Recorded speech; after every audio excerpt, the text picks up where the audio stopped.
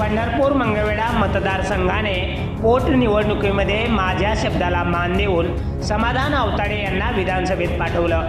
मी मतदारसंघाला दिलेल्या शब्दाप्रमाणे सरकारचा करेक्ट कार्यक्रम केला आणि मंगळवेढा उपसा सिंचन योजनेला निधीही दिला। मी जे बोलतो ते करतोच। समाधान अवताडे यांनी मोठ्या प्रमाणात या मतदारसंघाला निधी मंजूर करून घेतला आहे। या विकासाचा रथ यापुढेही असाच सुरू ठेवण्यासाठी पुन्हा एकदा समाधान अवताडे यांच्या पाठीशी खंबीरपणे उभे राहा असे आवाहन राज्याचे उपमुख्यमंत्री तथा गृहमंत्री देवेंद्र फडणवीस यांनी अंधळगाव येथे बोलताना केले।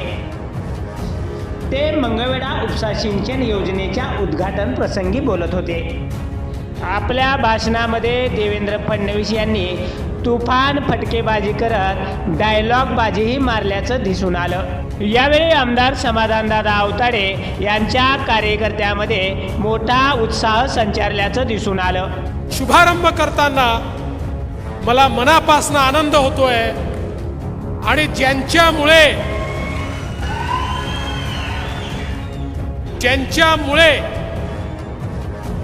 ही योजना या ठिकाणी होते ते या तालुक्याचे पाणीदार आमदार समाधान अवताडेजी,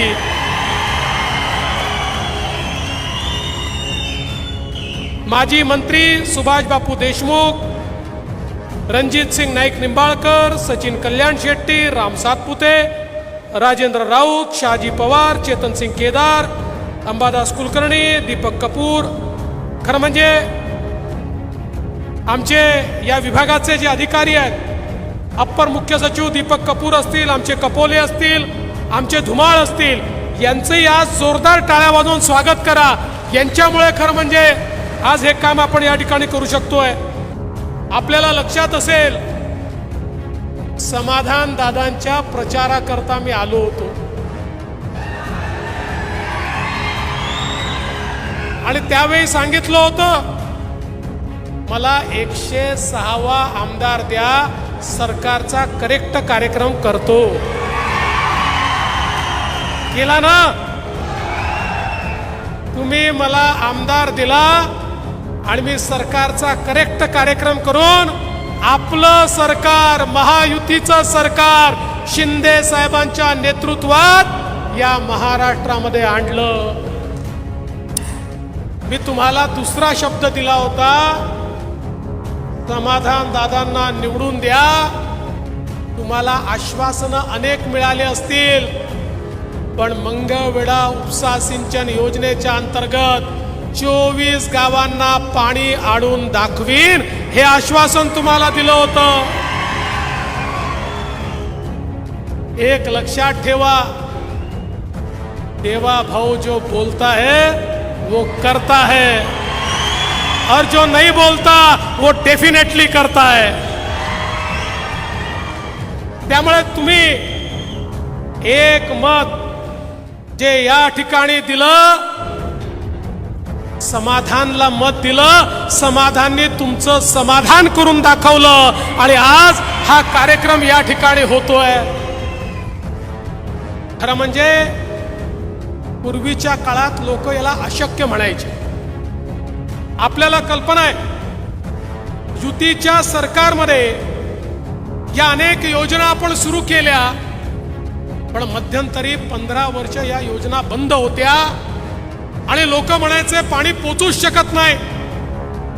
मी मुख्यमंत्री झालो त्यावेळी केंद्र सरकारची मदत घेतली, मोदी सरकारची मदत घेतली आणि ठरवलं पश्चिम महाराष्ट्रामध्ये सातारा, सांगली आणि सोलापूर जिल्ह्यातला दुष्काळ हा मी भूतकाळ करून दाखवेन, हा दुष्काळ संपवून दाखवेल। आणि आज सांगताना आनंद वाटतो, सातारा जिल्हा रणजित सिंग नाईक निंबाळकर बसलेले आहेत। रणजित दादा, सातारा जिल्ह्यामधला दुष्काळ आपण संपवून दाखवला।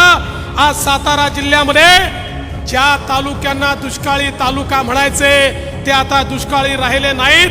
ही अवस्था साताऱ्यात करून दाखवली, तीच सांगलीमध्ये करून दाखवली। टेंबूचं काम हे आपण म्हैसाचं काम हे आपण त्या ठिकाणी पूर्ण करण्यात आणलं. आणि मागच्या काळामध्ये सांगोला उपसा सिंचन योजना आपण केली. 50,000 एकर सांगोल्यातली जमीन ज्या ठिकाणी पाणीच कोणी पाहिलं नव्हतं ती ओलिता खाली आणण्याचा विक्रम हा आपण करून दाखवला. आणि आज मंगळवेढा उपसा सिंचन योजनेच्या कामाची सुरुवात आपण करतोय.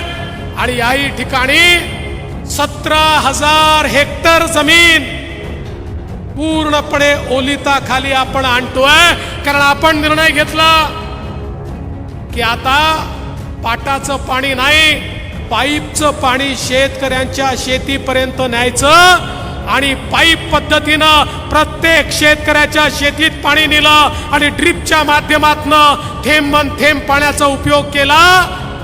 आज पूर्णपणे परिवर्तन होताना आपल्याला दिसत आहे. तुम्हाला आश्चर्य वाटेल, मला अनेक लोक विचारतात, अहो पाणी तुम्ही आणलं कुठनं, तुम्ही हे पाणी पैदा केलं कुठनं, कुठे 2 TMC देताय, कुठे 6 TMC देताय, कुठे 8 TMC देताय. पण मी माझ्या अधिकाऱ्यांचं अभिनंदन करतो. शेवटी मनामध्ये करण्याची जिद्द असावी लागते, जिद्द. मी सांगितलं आपल्याला करायचं आहे. आमच्या अधिकाऱ्यांनी फेर नियोजन केलं, पाण्याचा थेंब थेंब वाचवला, PDN पद्धत केली, ड्रीप इरिगेशन केली आणि मोठ्या प्रमाणात पाणी उपलब्ध झालं.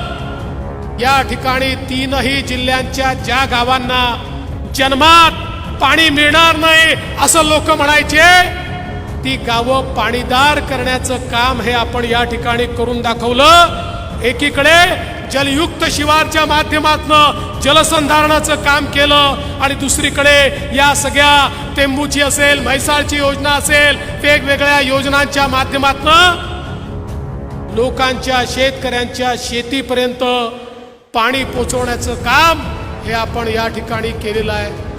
आणि म्हणून बंधू भगिनींनो, खऱ्या अर्थानं लोकांच्या जीवनामध्ये परिवर्तन करायचं असेल तर पाणी आलं की परिवर्तन होतं. पाण्याने शेती पिकते, पाण्याने बागायती होते, पाण्यामुळे उद्योग येतो, पाण्यामुळे रोजगार मिळतो. ते पाणी तुमच्यापर्यंत पोहोचवण्याचं काम हे आपण या ठिकाणी केलेलं आहे. आणि खऱ्या अर्थानं आपल्या सरकारने घेतलेले निर्णय किती महत्वाचे आहेत. एकीकडे पाणी तर दिलंच, पण दुसरीकडे आम्ही निर्णय केला आपल्या शेतकऱ्यांना मदत करण्याकरता शेतकऱ्यांचं विजेचं बिल हे पूर्णपणे माफ करण्याचा निर्णय आपल्या सरकारने केला. आता तुम्हाला बिल येत आहे, पण ज्याच्याकडे बिल आलं असेल त्याला माहिती आहे त्या बिलात लिहिलं असतं भरावयाचे पैसे 18,000 रुपये, सरकारने भरलेले पैसे 18,000 रुपये आणि शेतकऱ्याला भरायचे पैसे 0,0,0 एकही पैसा शेतकऱ्याला भरायचा नाही. शेतकऱ्यांना मोफत वीज देण्याचा निर्णय आपण केला. एवढंच नाही, दुसरा निर्णय आपण केला, शेतकऱ्यांना दिवसा वीज दिली पाहिजे. आपण अर्धे दिवस सकाळी, अर्धे दिवस रात्री, म्हणजे माझ्या शेतकऱ्यांनी आपल्या शेतीत राबायचं, हाडाचं काढं करायचं, रक्ताचं पाणी करायचं आणि त्या ठिकाणी शेतमाल पिकवण्याकरता रात्रीचा दिवस करायचा. आम्ही निर्णय केला दिवसा शेतकऱ्याला 12 तास वीज मिळाली पाहिजे. देशातली पहिली शेतीची वीज वितरण कंपनी ही महाराष्ट्रामध्ये काढली.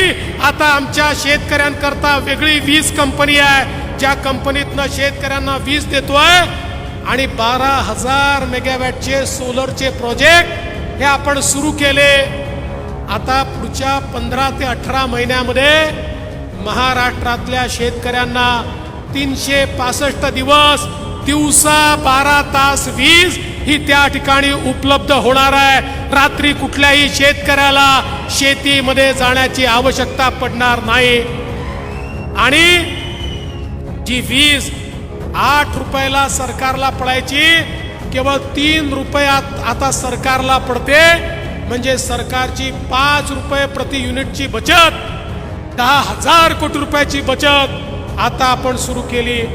आणि आता त्याच्या पुढे उद्या सोलापूरला मी लॉन्च करतोय की ज्या योजनेमध्ये आमच्या ज्या उपसा सिंचन योजना आहेत या सगळ्याच्या सगळ्या उपसा सिंचन योजना आता मी सोलरवर नेतोय, त्याचा उद्या शुभारंभ करतोय।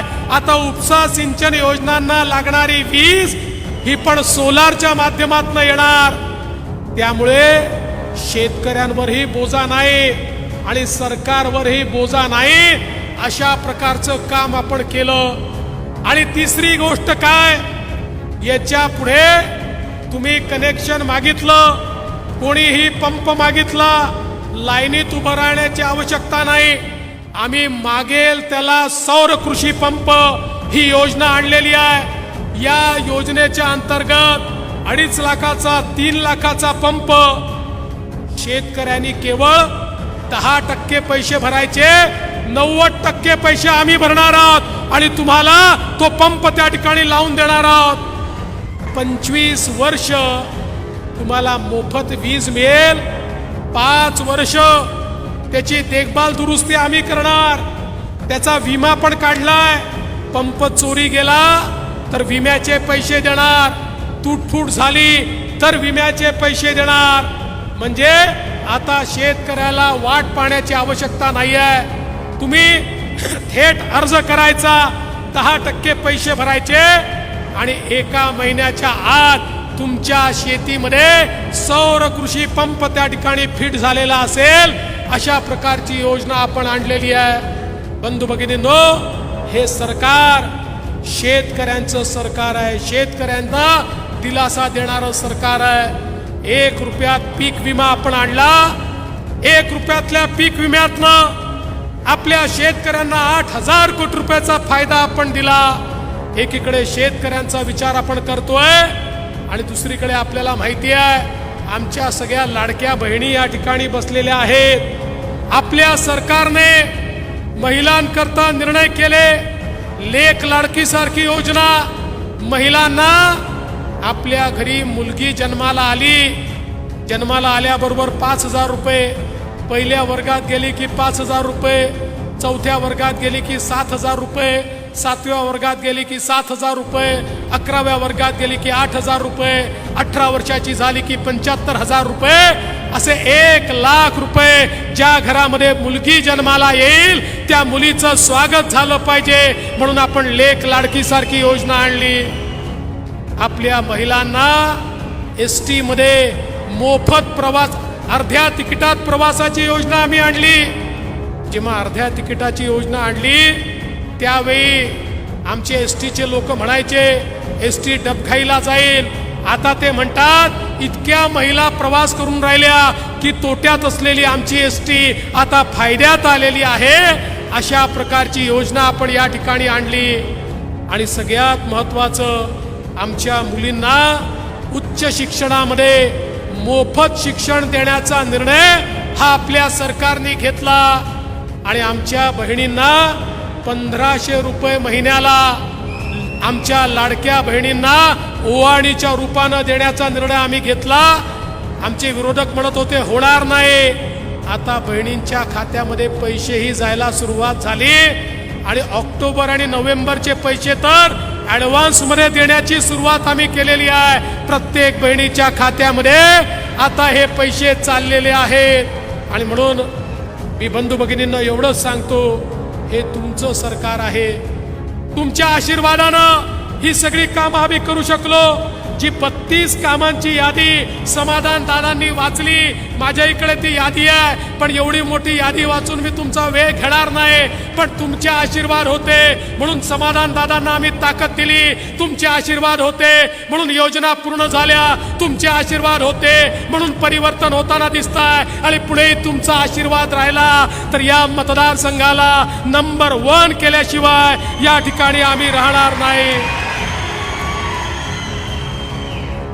आणि म्हणून खरं म्हणजे आज या निमित्ताने एवढंच सांगतो की आपण सगळ्या पालख्या या ठिकाणी आलेल्या आहेत आणि आमची जी ग्रामदेवता आहे त्याच्या साक्षीनं एवढंच सांगतो, तुम्ही दादांना ताकद द्या आमची ताकद त्यांच्या पाठीशी आहे आणि या ताकदीच्या भरोशावर एक मोठं परिवर्तन आपण करून दाखवू एवढंच या निमित्ताने बोलतो आणि माझं बोलणं संपवतो. धन्यवाद. जय हिंद, जय महाराष्ट्र.